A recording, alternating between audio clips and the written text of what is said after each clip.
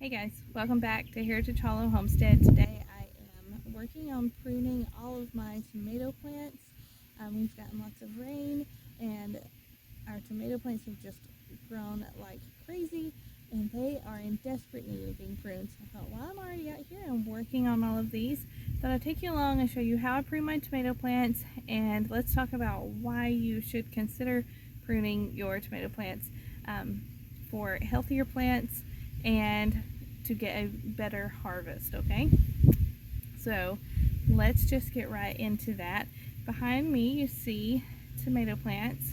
I have 12 tomato plants planted in this one raised bed that is very close together. This is a 6 foot long bed and 4 feet wide, and so I have stacked these offset so I can get as many in here as possible.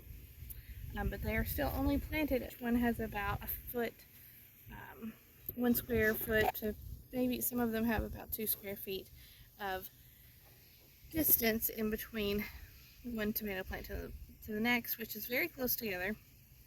The recommended spacing for if you're planting in just a straight row is about 4 feet apart. So these are planted very close together. I plant everything very close together, but then I just come back and I prune these heavily so that I can have as many plants in here in one space as possible. So I have 5 tomato beds with I think 12 in each, and then I have a separate, have some rows of tomatoes actually growing too, but those are further behind. They don't need to prune yet. So I have about between 50 and 60 tomato plants today that I'm pruning. So this is them. You can see how close together all of these are. When your plants are very close together like this, if they get wet, they don't get a lot of airflow in between, and then things can just get mold. You can get all kinds of fungus and disease can start to grow. And if you get a pest on one, when they're all touching like this, a pest can go from one to the next plant very quickly and easily, and we want to reduce all of those things, and that is the reason why we are going to be pruning these today. Okay, so the next reason why I want to be pruning these is because tomatoes, they send off these little things called, I call them suckers, and what happens is a tomato can just rapidly reproduce little clones of itself through these suckers, and if you're not careful, instead of having one main stem of a tomato plant, you'll end up with many stems, and they become very hard to trellis and train, and they will go wild. And each tomato plant also grows lots of stems like this that have sun leaves. Then it'll also grow a different type of stem that has the blooms on it, and that's where the tomatoes are actually going to grow. So we do need to make sure that we will keep a lot of these sun stems, because these are the top, and that is where I want to keep plenty of these on the top where they are getting sun, because these kind of act as little solar panels, taking in all the energy from the sun, doing the whole photosynthesis thing, and turning that into energy that the plant will use to grow me some awesome tomatoes. What I don't need is lots of those sun leaves way down here at the bottom of my plant, because those aren't getting any sun. They're being shaded by the tops of these tomato plants. So the sun leaves on the very bottom of my tomato plants are basically useless, and they're also, they droop down and they touch the soil down here, and then that's just another way that you're going to get soil diseases from the soil, from splashback whenever it rains, and bugs. It's just easier access for bugs and pests and all of that. So today when I'm pruning these, I'm going to be only taking off the sun leaves and the suckers, and I'm only going to be taking from the bottom half. So another really important thing to know when you're pruning your tomatoes is that you don't want to prune from the very top. Okay, all the tomatoes that I'm growing are heirloom varieties, and they will all be indeterminate, meaning they do not have a set height they will be growing. These little guys will just keep growing. If I let them, they will grow and grow and grow, like 10 or 12 feet tall, even possibly. In order to get them to quit growing at the end of the season, you can come then and top them off. But if I top them off or cut too many leaves from the top right now, or cut the top of the main stem back, this will be as tall as my plant will ever grow. And I don't want that. I want a tall plant with lots of blooms on it. So don't cut from the top of your tomato plants, okay? So we're only going to be cutting from the bottom, and I'm going to turn this around. I'm going to show you um, what types of stems we will be cutting and pruning back, okay? Okay guys, so here in this bed, there's these tomatoes, and then over here we have these. I have pruned these well already, and you can see how you can see through the bottoms of these. But when we come over here on this side, you cannot. So you can tell the difference between well pruned underneath of tomato plants versus not being pruned yet. And you see how dense this gets and messy. It just gets wild, and we just the airflow. We're not getting airflow through here, and we're getting plenty of airflow through here. So this is the goal, okay? And you can see if I come in here close, you can see where I have already pruned these several times throughout its growing life. As these continue to grow, I will keep pruning until I have no leaves for the first about 18 inches from the ground up, about 18 inches. So right now we're at maybe a foot, so we will continue to prune these. But you can tell where I've taken off all of the bottommost stems in here and how that has opened it up. I can now get in here, I can reach in here and pull. Like here is a weed, I can get in here and I can easily get that weed out of my way. This is a bush bean, so just ignore that. So here is what I'm going to be doing on this plant that has not been pruned yet. When I come in here, you can tell I've already pruned it once from the very bottom. I'm going to go ahead and take off this one as well because it is pretty low to the ground. And if I follow that stem, there's no blooms on this. This is just a sunleaf stem, and like I said already, it's in the shadows. It's not getting any sun, so it's of no use to this plant. So I'm going to come in here. I'm just going to snip that off and remove that. Okay. So when I'm looking in here, I'm also seeing that this little guy is really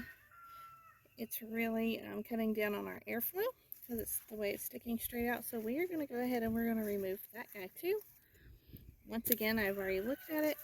This does not have any blooms on it.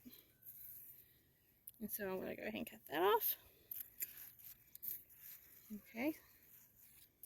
And when you're cutting these nice ones off like this, I'm going to put these over here. We have goats and chickens. The chickens can eat these, but the goats cannot.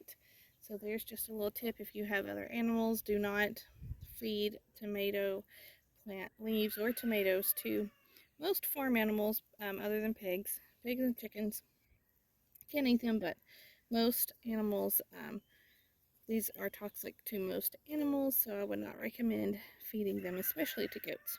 So, alright, so as you can tell, we're getting a little more open in here. So now when I'm coming in here as I'm looking, here's my first set of blooms. So technically, any other stems on this plant below those first blooms, I can trim back. So I'm running my hand down through here. I have one more stem right here. That one, I'm going to go ahead and cut that one off. Okay, and now it's already looking better. So that is all that I'm going to do with the pruning shears on this one, but I'm also going to follow this plant up. And if you can see right here in the elbow of this, there's that little tiny thing that is called a sucker. I'm going to go ahead and pinch that off because if that is let grow, it will grow into a whole new tomato plant of itself, and it will suck the energy out of this plant. Okay, and I think that is all that I'm going to do for that plant, but you can see how much nicer that one looks. Now, we have this one right here that does need a little bit more pruning. Gonna follow it up. Our first blooms aren't until way up here, so any of these below could technically be taken away, and I'm going to take this one away. Okay, so now you can see that we are able to start being able to see in here a little bit more. This guy is also blocking our airflow, so we're going to go in. This is a new plant way back here. It'll be harder to see. I'll come in here and I'm going to take it off. And now look how nice that looks. Okay, and now I can get in here. I can see my extra weeds that have been growing. This one that I just cut off is here. Up here is our first bloom, so we're good with that. We just don't want to. Actually, we have some little baby tomatoes already growing. Alright, and here on this one, I want to show you one more time. Here's another little sucker. I want to pinch that off. And we will keep moving on down the line. So once again, you can see the difference between how these look, and see when the wind blows through, everything's nice, versus we're not getting airflow over here. So let's keep working. Okay guys, I'm going to come in here. I'll show you what the stem of this main stem of this plant looks like right here. Okay, we have a pretty large stem that's already growing off right here, but it does not have any blooms on it. So I want to, even though that looks nice, it's really just taking up energy for no good reason, because it's not producing any blooms. So we're going to go ahead and cut off that stem. See how big that guy was. And immediately we've already opened up this a lot. Okay. So here I've already cut the suckers off here. But on this back side we have this guy. We're going to cut it off. We're going to prune that one back. Okay. That one's much better shape. Okay, so then as I look in here, I'm seeing these. These are down and touching the ground. We don't want that. That's on the last plant and is back here. And I'm going to go ahead and trim those up. And then we will talk about how to pinch off suckers and how to identify if what you are cutting is a sucker or not. We'll do that next. Okay, so now we have, as you can tell now that this has been pruned, we can see the bottoms of all of these. This is a bush bean, so ignore that. But when we look in here, we can now see the bottoms of all of our tomatoes. That's so much better, so much healthier. All of our blooms that are producing our actual fruit are up here, so we haven't damaged the plant at all, and we've made sure that we've left plenty of leaves up on the top for photosynthesis to get the energy that it needs to grow the blooms that we want to grow. So even though this can seem painful to cut these back, it is necessary because I am not trying to grow. I'm not running a leaf factory here. I want to run a tomato factory. So I do not need leaves, I need tomatoes. So we're just finding the right ratio between how many leaves we absolutely have to have in order for the plant to stay healthy, and what we can say goodbye to and sacrifice in order that we can have healthier plant and more tomatoes. Okay, so that is that for that. I've already cut off all of the larger suckers on this one, but I want to show you what happens if you do not trim back your suckers. Okay, so let's see here. Let's come right over here, and on this plant you'll be able to see that right here was a larger sucker that I cut off. You can see how this plant is at a 90-degree angle, and the suckers always grow at about a 45-degree angle out. Okay, those are what we're going to take off, because if not, what happens is that will actually grow into a secondary main stem, and it just becomes harder and harder to trellis these effectively and harder to manage. So we take those out. So you're looking for a 90-degree angle, and then when there's a 45-degree little stem, little leaves coming out, those are what you're going to continue to pinch. And I actually see one that I can show you here that we need to pinch off. Okay, so right up here, I have this little guy right here. Alright, this is my main stem. It's kind of bent over, but there's the main stem. Here's the main leaf, and like a leaf stem. And then here we have, growing at a 45-degree angle, we have just this little guy who will quickly grow into a whole new tomato plant. Just gonna pinch that guy off before he gets out of control. All right. Okay guys, so I have found a sucker that has been allowed to grow sort of out of control here. I'm going to show you what it looks like. So here's our main stem. Here's that 90-degree angle, and here's the 45-degree angle that is a sucker. And actually right here is one as well, 90-degree, 45-degree. So if I pinch this off, this little guy, the one cool thing about it is that I can now take this, and this I can let this take root either in water or in the soil, and this will turn into a new plant. Okay guys, so this little guy, the sucker that I pinched off, this has the ability to turn itself into a complete new plant, complete with all the same parts from its parent plant that I plucked it from. And tomatoes have this amazing ability to grow roots very easily. So if we zoom in here and you see all the little hairs that are on that tomato. Oh, there you go. You can see all those on the stems. Each one of those, I can't think of what they're called. It starts with a T. I'll put that right here.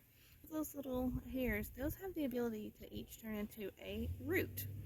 So I can either take this and take several of them and just put this in water up to about here, and within a week you'll see all sorts of roots start to grow out of it, or I can simply plant this in soil up to about right here, and all of those hairs will turn into a new little root system, and you'll have a free new tomato plant that you can give away, you could sell, or you could plant for a second harvest of tomatoes yourself. So that is important to know when you are pruning your tomato plants, that these don't all have to go to waste. Of course, if you don't want to do that, you can just compost your tomato leaves for the compost to add back onto your garden later. Okay guys, so that's it for this bed. I still have 4 more beds to go, but you can tell how I can actually stick my hand in here. You can we can see what's happening. I can now come back in here and weed really well, and everything's looking much better. And these plants are have been in the ground for, I would say, at least a month. And so also I just wanted to mention that you don't want to prune too early because you don't want to stress your plant out. But once they're about 2 or 3 feet tall, they really need to start being pruned.